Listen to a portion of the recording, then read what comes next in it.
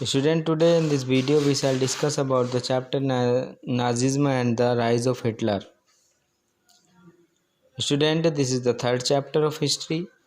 In this chapter we shall discuss about the overview point of the chapters are the growth of social democracy, founding of the Weimar Republic, setbacks for the country post First World War, the Treaty of Versailles 1919, the deepening of crisis, Hitler's rise to power, early life Hitler की, founding of Nazi party, the consolidation of the Nazi party, Nazi seizure of power and subsequent developments, the ideology of the Nazis, horrible impact of Nazism and legacy.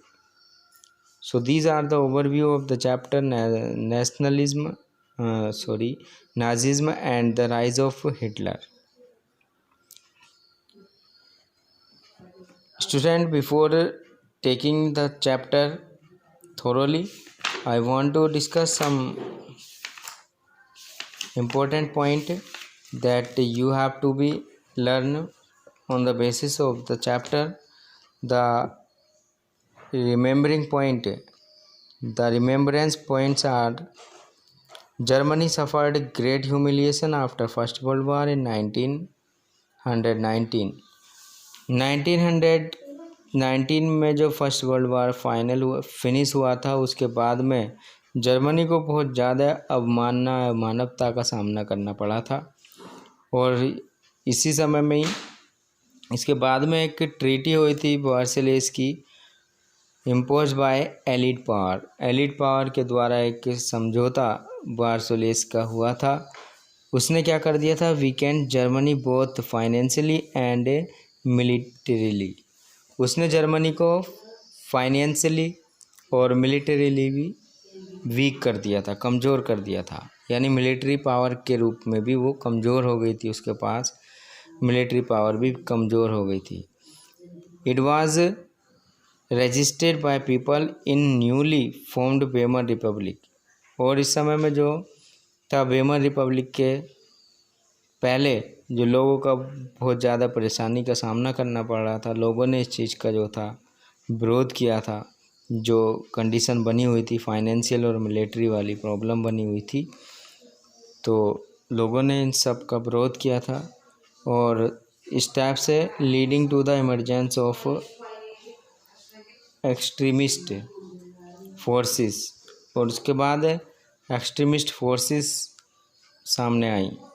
Adolf Hitler who led the national socialist worker party, Nazi party बाद में इसका नाम दे दिया गया था। और most extremist था, ये रेसिस्ट था और violent form of political ideology था। Within a few year, कुछ ही ईयर में Hitler grabbed power and become the dictator of Germany.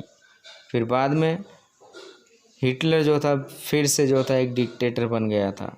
Hitler से ambition drove the entire world toward the greatest war ever, leading to immeasurable loss of man and material.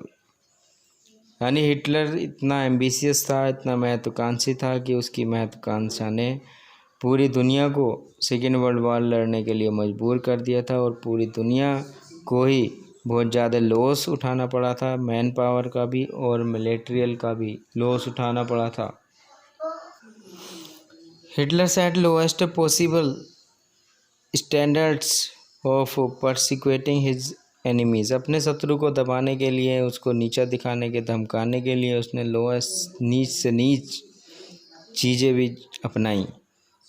Van second world war was in progress, जब second world war progress में था, तो Hitler ने जो था एक campaign यानी एक आंदोलन शुरू कर दिया था of hated of the juice लोगों से घृणा करने का एक कैंपेन उसने चलाया था, जो फॉरेन टेरिटरीज़ में रह रहे थे, जैसे कि पोलैंड, जर्मनी के पास वाला एरिया पोलैंड है, उसमें जो ज्यूस लोग रह रहे थे उनसे घृणा करने का भी इसने कैंपेन चलाया था। इससे क्या हुआ था, जो मर्डर हुए थे ज्यूस, हज़ारों लोग ज्यूस लोग जो थे मार दिए गए थे। और reminding the world of dark side of authoritarian regime, यानी संसार को अंधकार में इसने धकेल दिया था उस समय में। इट इज़ एस्टिमेटेड, ऐसा भी मानना है कि over 10 million civilians were killed, लगभग 10 मिलियन पीपल लोग जो थे मारे गए थे नाजी लोगों के द्वारा। नाजी जो थे वो हिटलर के सहयोगी थे, उसके फॉलोअर्स थे, थ्रू वेरियस मेथड, और वो भी कई मेथड से उनको मार दिया गया था। कंसंट्रेशन कैंप उसने बनवाए थे, एंटी फैसिस्ट उसने कराया था, और ज्यूस वर इम्प्रिजन, ज्यूस लोग जो थे उसने बंदी बना दिए गए थे उसके द्वारा, मोस्ट इनह्यूमन कंडीशन, और वो भी अमानवीय स्थिति में लोगों को बंदी बनाया गया था। उन पर बहुत ज़्यादा अत्याचार हिटलर ने किए थे। वर अल्टीमेटली आइदर किल्ड और अलाउड टू डाई, या तो उनको मरना था या उनको मारने की आज्ञा दे दी गई थी, out of their own miseries, या वो लोग अपने दुखों की वजह से मजबूर थे मरने के लिए, या उनको मार दिया जाता था। The area under Nazi occupation, जो एरिया